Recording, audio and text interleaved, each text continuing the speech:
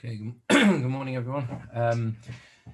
Thank you for joining. We're continuing to look at the concepts of emunah and how emunah can help us. We've spoken in the previous weeks specifically about the idea that emunah is something which needs to be worked on. That's the essential idea of the name. The phrase itself, the word itself, emunah, is related to an uman, which is a craftsman. It's something which takes time. It takes a lifetime's work. We mentioned last week the story of Rabbi Levine, who asked to be inscribed on his matzeva. The people who visit his grave should say the words, Ani ma'amin be'emunah shalema b'tchias hamesim. They should say they believe with complete faith in the idea that the dead will live once again, the idea that he was able through that to continue inspiring others even after his passing.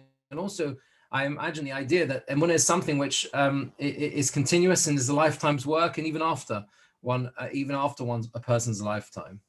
The question is here today, we're going to look at the idea once again using the sources, the ideas presented by Rav Shlomo Wolbe in his Sefer Alei Shor, the idea of how is it possible to bring a sense of emunah into something real? How is it possible to work on one's faith and to make that faith something practical, something actual, something that is, if you like, tangible? And there is a Rashi at the end of yesterday's parasha, where the Torah describes how Amalek attacks the Jewish people.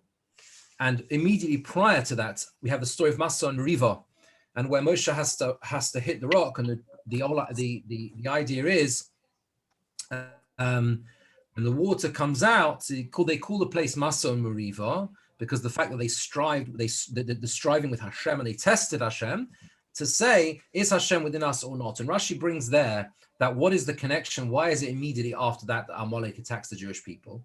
Rashi brings a mashal. He says, you have a person who's riding with he's carrying his son on his shoulder, and he's going on a journey, and that son sees an item, and he says to his father, he says to him, please take this particular item, he says, for me. Then he gives it to him, and then he takes it, and he says something else. He says, Daddy, take this for me too. And once again, the father picks it up for the child, and so it goes on. And then they meet someone, and the son turns around to the person they meet and says, Ro'iso es Abba, have you seen my father? And of course, he's riding on his father's shoulders. And his father says, you don't know where I am. I'm carrying you. I've been looking after all this time. And that's why he cast him off. And therefore, they have this situation where they're attacked by Amalek. I think what we learn from this, whole idea, this Rashi, and this whole idea of the context of Amalek, is that basically you can have a situation where a person can go through life and effectively not notice, just not pick up on the cues, and not work on that sense of understanding where our Father is in terms of our contact, our connection to Hashem. Wolbe brings two particular pathways towards this idea of presenting and creating and making sure that emunah itself becomes something real. He says that the idea of tziyur, the idea of being able to take something and making tziyur, which means a drawing, to picture in one's mind the concept of faith, is something that is the key to emunah. What does it mean to bring alive, to create a picture in one's mind of emunah, to draw emunah in one's mind? He brings a quote from the Kuzari, Rabbi Yehuda Halevi. Rabbi Yehuda Halevi says like this. He said, "A chosid mitzava es hamadameh, lahamsi ha'adura shebetzuras and mitzoras etzlo be'ezah zikar." And he says, what the pious individual will do, a chosid will do, is they will try and effectively use the mind, use the memory, use one's thought process to create an image in one's mind of key events in our history. For example, he says, Ma'amad Har Sinai, like the events that took place at Har Sinai, Avram and Yitzchak, Har HaMoriah, the Akedah, even the Mishkan with Moshe Rabbeinu, the whole idea of how the avodah itself, the service in the Mishkan took place, the korbanos and the Beis Hamikdash. he says that what happens, what one needs to try and do is not look at these events in our history, in our past, as if they are one-off events that have no relevance to now, or at least relevance in the sense that we benefit from them, but we take the event as it is. We just say, oh yes, of course, there was Har Sinai, we received the Torah Har Sinai. No, to try and spend time, he says, on internalizing what it must have been like to stand there that moment. The Ramban says that one of the things we are commanded to do is not to forget Ma'amad Har Sinai and not to remove it from our minds. And the idea is that it should be in front of our minds all the time, the events of Har Sinai. So that Rav Wolbe describes it like this. He says, Yitayar na hamamin la'atzmai. One who has faith should conjure up in their mind Eichu ba'atzmai omed b'sachtes hahar, how he himself is standing at the foot of the mountain, Yachadim kol shishim reba miYisrael, together with 600,000 other Jews. Hahar bo'er bo'esh, the mountain is burning in fire, ad lev hashomayim.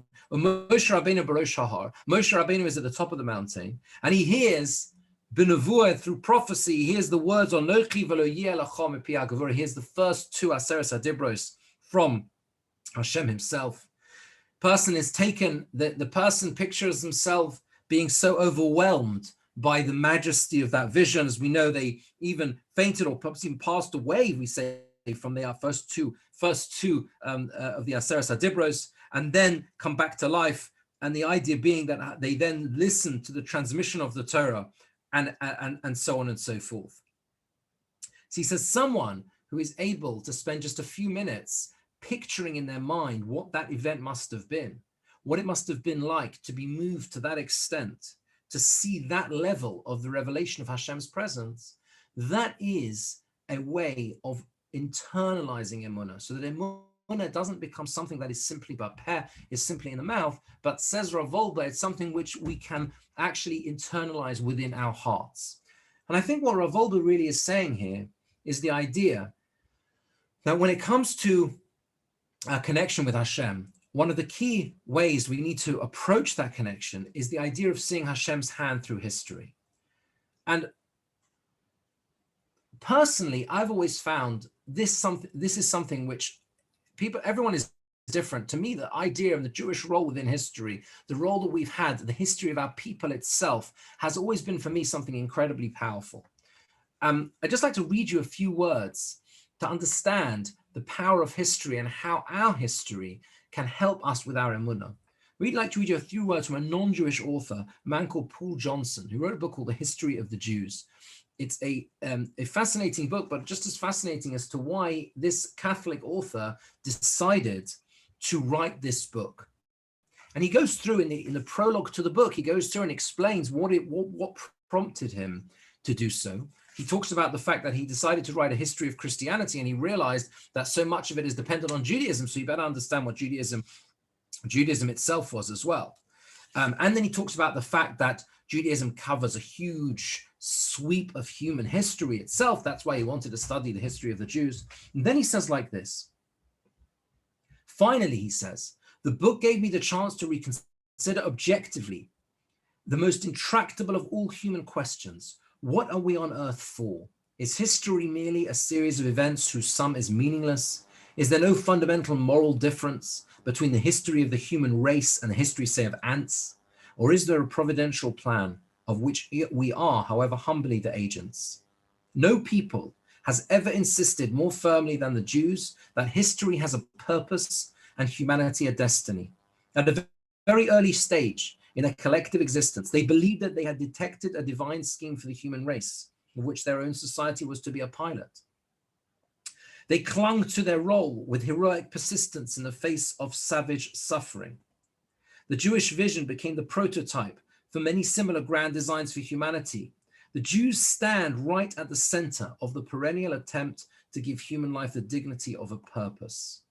And I think that the power of these words, again, written by a non-Jewish author, is the idea that when you learn Jewish history properly, when you understand, starting right at the beginning of that moment of Har Sinai, of Mount Sinai itself, you begin with that moment, when you begin to understand what exactly the notion and the lessons of our history are, that itself drives emunah, that inspires faith, because the very story that we have, the story of our people, is so against all the odds. It is so strange, it is so unusual. The fact that we've survived, that itself gives us a very, very strong pathway towards emunah. But it begins with that first moment, that moment of Har Sinai, because standing at Har Sinai, if we just take it as something which is just on our mouths, we say the words, yeah, we stood at Har Sinai, there's nothing that is completely different to the idea of internalizing and visualizing it for ourselves.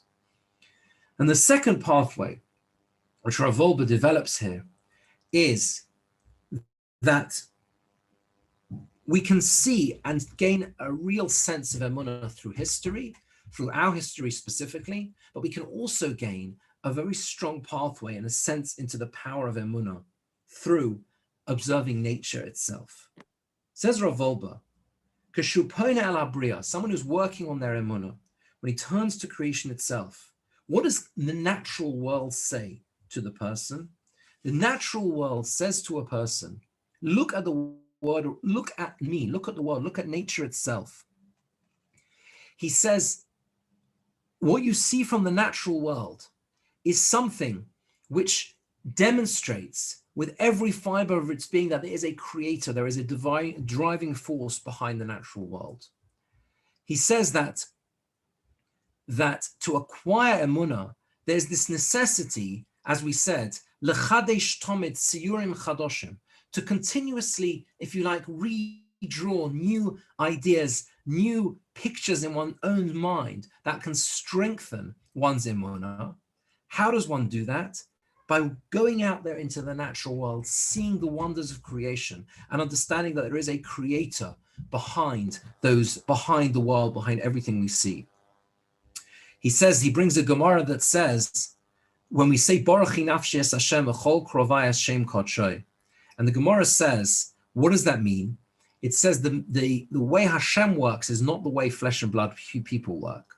Midas Bosav Adom, says the Gemara, the way of flesh and blood, sod tzura al gabi hakosel, you draw an image on a wall, ve'enu yochel lahatil bo ruach neshama, you can't put any spirit or neshama inside the image itself. You can't bring the image to life.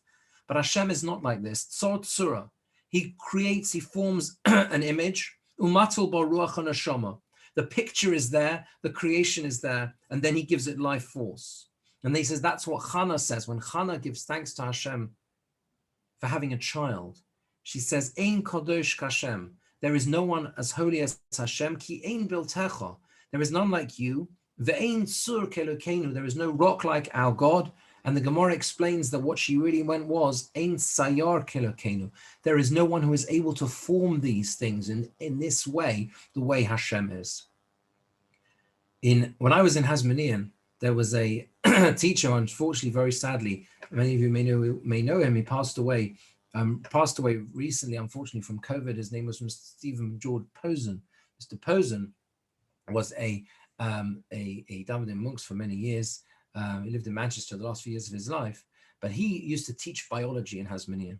And above the whiteboard, he used to put the phrase from the apostle, I believe it's from Eov, which was, from my flesh I see Hashem. And that was quite an amazing thing, to have a biology lessons with that phrase, that posuk, that quotation above the board at all times. From my flesh, I see Hashem. If we understand properly the wonders of creation, the wonders of the natural world, the wonders of ourselves, that is a second powerful way to help strengthen our emunah. So that ultimately, when we put the two together, we see the hand of Hashem guiding us through history and guiding us through nature. The two things together, the natural world and history themselves, can help strengthen our emunah and give us strength going forward. Hope you all have a very good week, and thank you for joining.